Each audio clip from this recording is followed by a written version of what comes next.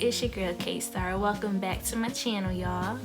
So this is part 2 of my LA experience, my 8-month journey. Let's get right into the video. So starting January 2020, I pretty much started out my new year grinding like crazy.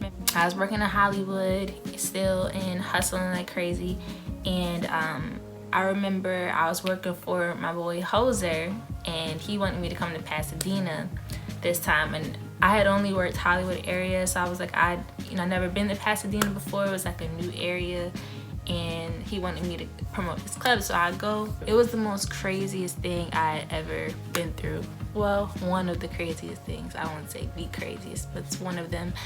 But I'm gonna tell y'all this story. I wasn't gonna tell the story, but I just figured,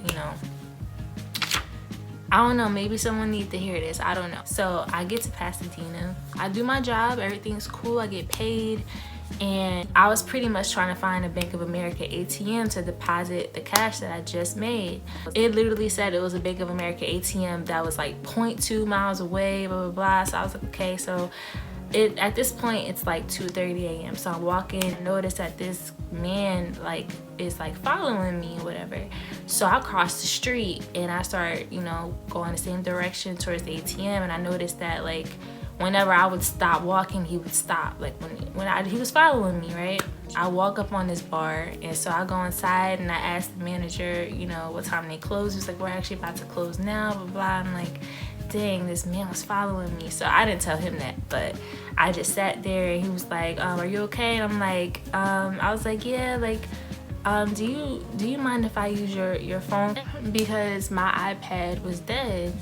I couldn't call an Uber or nothing, so I used his phone. I called my boyfriend, and I'm like, hey, can you Uber me home? So he's like, yeah, but he was at work, so it was super busy, and long story short, the owner ended up telling me, I was taking too long. Meanwhile, I'm outside, and I'm still trying to get to this ATM, right? So I finally walked to the ATM. I'm like, forget it, I'm just gonna do it. I don't have a choice at this point. So I get there, and there's no ATM in sight.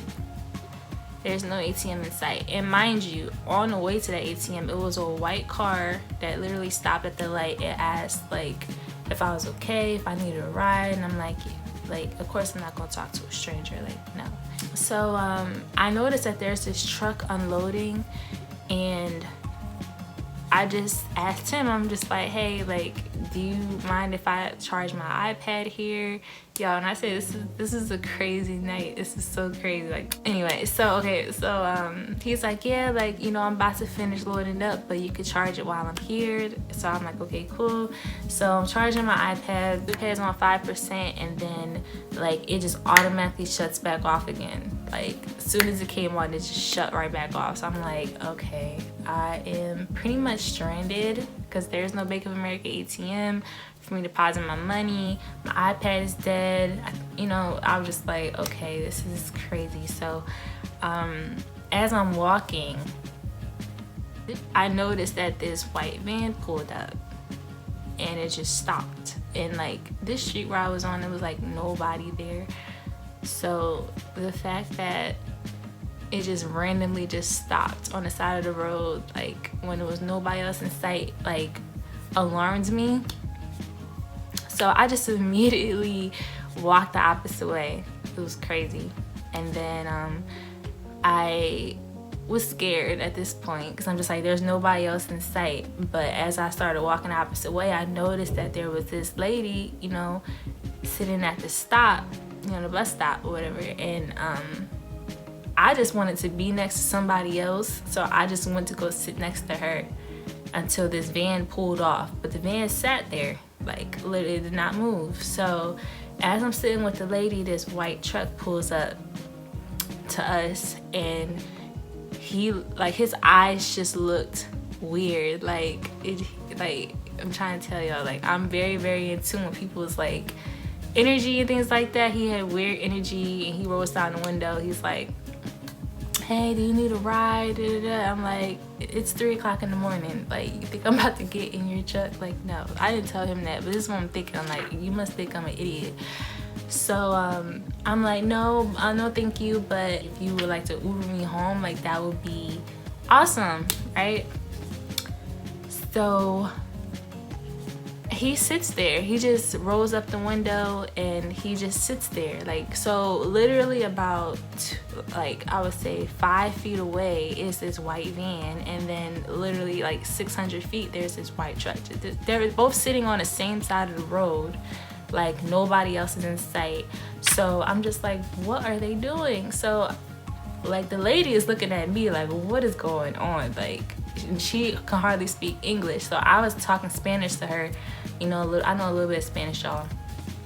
So I'm having a conversation with her, and she's looking like, this is crazy. So I asked her, like, what time does the bus come? I had never taken a bus before, so I was just like, at this point, I gotta get out of here, because if this lady leave me, I don't know what's gonna happen. The bus came literally, like, when I say the bus came like a minute later, it pulled up, and I don't have a bus pass or anything, you know, 'cause, you know, I never took the bus. So the bus driver looks at me, and I'm like, sir, like, can I please get on the bus? Like, I said, look, and he looked, and he saw the white van in the truck just sitting there, and he was like, what? Like, what's going on? Like, come on, like, what the heck? So he was like, where are you going? I said, I'm just trying to get home. He was like, where's home? I said, downtown LA. And he was like, okay, come on. So pretty much I just asked him to take me to the nearest train station, because at least I know, like in the city, like the train is easy to take downtown. So I'm like, if I can go to any train station, I know how to get home from there.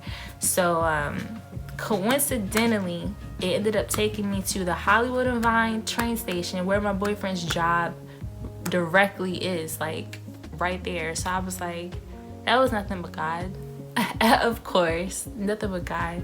Crazy. So I go to my boyfriend's job, I just start bawling my eyes out. I'm like, this really happened to me. Like, I could have been like kidnapped. That was a crazy experience I had, y'all, in January. But once again, I'm here to tell y'all this story. The message that I want to say is to never go anywhere by yourself at night. Especially as a female, do not go anywhere by yourself at night, especially an area that you do not know about, because like I said, I had never been to Pasadena before. So yeah, like, it was crazy, y'all. It was crazy. So that's the message that I do want to say, ladies. You know, always have somebody with you. In Hollywood, I always had one of my homeboys walk with me. Like, I never walked anywhere by myself at night, you know, ever. Like, someone's always watching me.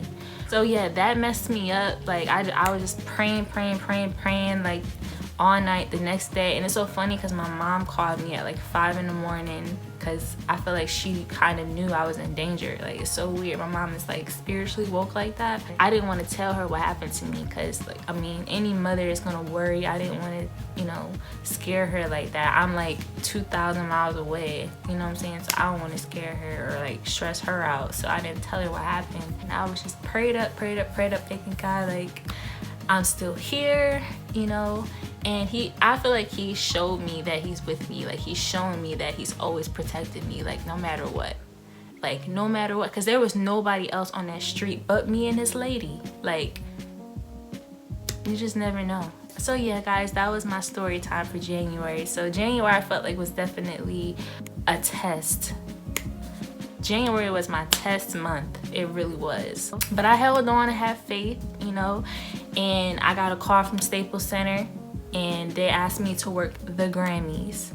And that's when I knew, like, it's meant for me to be here. Like, it's just meant, because I told y'all in one of my videos last year that I shot, I told y'all that I was gonna go to the Grammys this year. Like, I said that. I was like, I don't know how, but I'm gonna be there. I was ecstatic. I'm like, oh my gosh, like, this is crazy. Like, I'm so excited. Day of the Grammys, Kobe passed away.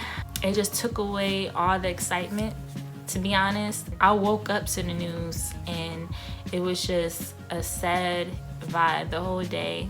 I couldn't really even enjoy the Grammys, to be honest. Like, you know, where I was stationed was literally like I could walk right there and just stand and just watch the show. Like, I got to see like behind the scenes, like I could literally see like what's going on backstage. Like when Ariana Grande was about to come out with her dancers, like I could see what she was doing, you know. So it was just really cool to see the whole setup of the Grammys. But like I said, it was sad because they had Kobe's jersey in the back of the room with a spotlight on it. So it was just a very sad day, to be honest.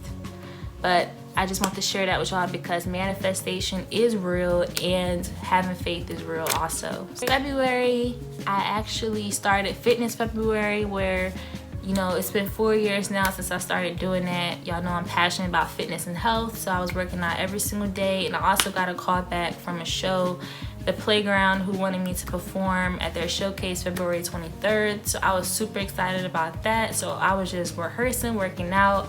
I was like exploring new places. I went to Melrose for the first time, and that's where I bought my outfit for the show. So I was just working a lot, grinding. And then my cousin Jada actually was in town, and she came to my show, which meant everything to me, and I had all my friends there, and it was just an amazing night. So y'all can check out that vlog. Everything, I feel like a lot of the things that I talk about, like, you guys can actually go back and see it if you really want to, because I have vlogs on it. So yeah, so that's what happened in February. So meanwhile, in March, guys, my family came to see me, which was very much needed.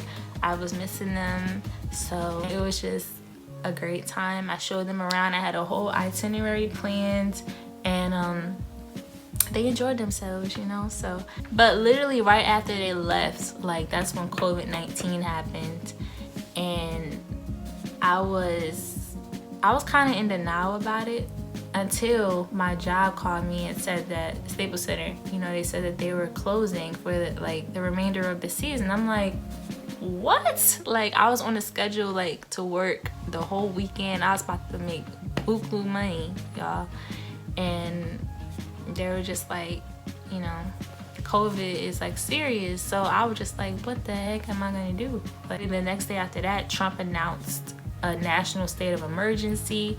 So I'm just like, yeah, I feel like maybe I should go home, because this is like something that we've never experienced before, like experiencing a lockdown. So I literally was about to go home. Like, I packed up all my stuff and I was about to come home until, you know, everything calmed down. But then I was just watching the news, and they were just like, you know, they were talking about the airports closing.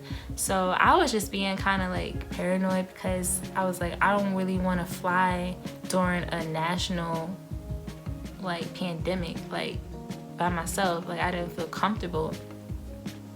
So my boyfriend told me that, you know, I could stay with him. So we decided to quarantine together.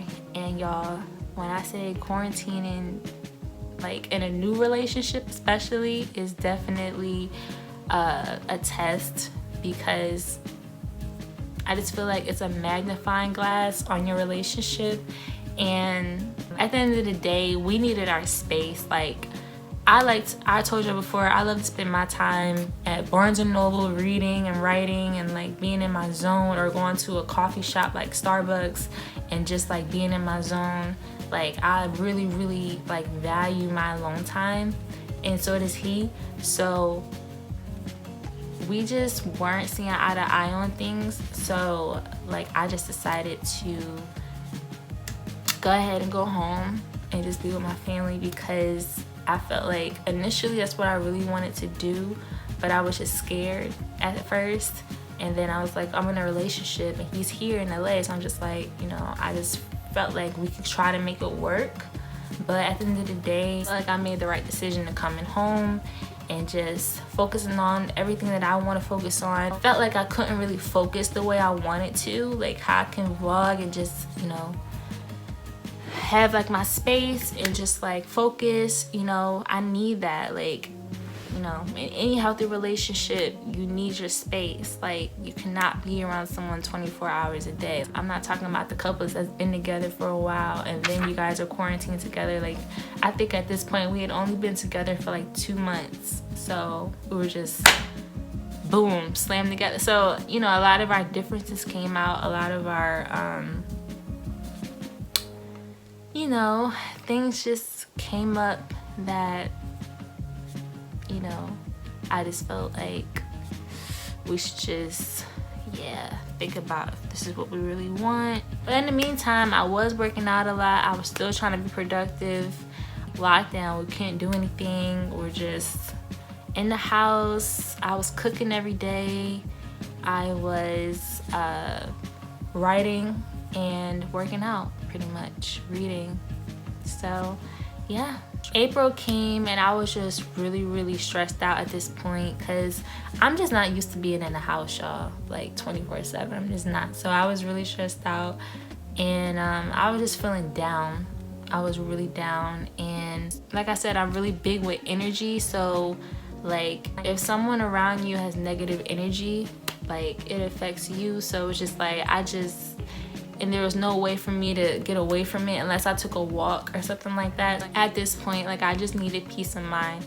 So guys, I just decided to come home, be with my fam, and rejuvenate, you know, get my energy levels back to their normal levels, because usually I'm just a high vibration, but I was just at a really low vibration, and it took me a while to get back to myself. But guys, I'm back to myself, you know, and I'm focused, and I'm actually getting ready to have a music session, you know, of course through video, with an engineer up here in Jersey. So I'm gonna be working on new music. I'm trying to find a photographer out here so I can get some headshots done for my agency, so that when the world gets back to normal, you know, they can start submitting me again. And I've been writing and vlogging for you guys and working out also. So I'm just still trying to be productive. Even in a lockdown, I feel like it's a great time to just reflect and get your mind right for what you really want to do in life. And I just feel like we all should take this opportunity right now to just focus on what we want to do and create a plan and pray and, you know, get your mind right, you know, just focus. Like at the end of the day, guys, this was part 2 of my 8-month journey, and the last update that I got about LA is that they may be opening up by July 4th. That's the most recent update I got.